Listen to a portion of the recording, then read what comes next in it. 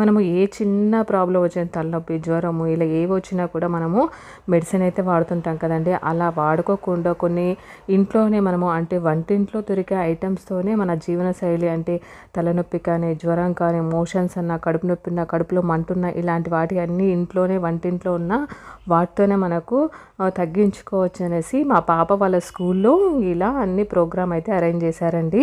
మన ఆరోగ్యం మన చేతుల్లోనే ఉంది. అలాగే అమ్మమ్మ, నానమ్మ కాలం నాటి వాళ్ళు ఇంట్లో చిన్న చిన్న హెల్త్ ప్రాబ్లమ్స్ వస్తే ఏమేమి ఇంట్లో ఉన్న వాటితోనే ఎలా చేసేవాళ్ళు అనేది మా పాప వాళ్ళ స్కూల్లో అయితే పెట్టారండి. ఇంకా మనకు కూడా యూజ్ అవుతుంది అనేసి ఇవన్నీ కూడా పిల్లలతోనే తయారు చేయించి మరి ఎగ్జిబిషన్ లాగా పెట్టారనమాట. ఇంకా మనకు కూడా యూజ్ అవుతాయి కొన్ని కొన్ని చిన్న చిన్నవి అనేసి నేను వీడియో అయితే తీశాను.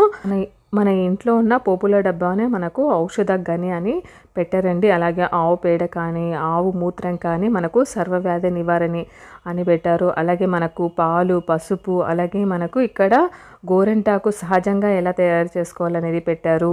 అలాగే మనం సోప్స్ వాడుతుంటాం కదండి, ఎటువంటి కెమికల్ లేకుండా రోజ్ సోప్ ఎలా ప్రిపేర్ చేసుకోవాలి. అలాగే చద్దన్నం, మనకు పెరుగన్నము చాలా మంచిది కదండి, అదొకటి. అలాగే మనకు అల్లం చాక్లెట్ అనేది తయారు చేశారు.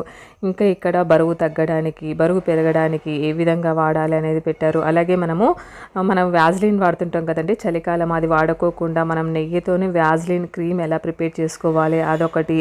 ఇంకా చాలా పెట్టారండి. ఇవన్నీ కూడా మనకు కళ్ళు మంట, శరీరము వేడిగా ఉన్నప్పుడు ఏం చేయాలి, అలాగే మలబద్ధకం ఉన్నప్పుడు ఏం చేయాలి, కడుపులో మంట ఉన్నప్పుడు ఏం చేయాలి, పిల్లలకు జ్ఞాపక శక్తి పెరగడానికి ఏం చేయాలి, అలాగే కాళ్ళు మనకు పగుళ్ళు ఉంటాయి కదండి దానికి ఏం చేయాలి, మిగతా అన్నీ కూడా ఇలా చాలా పెట్టారండి.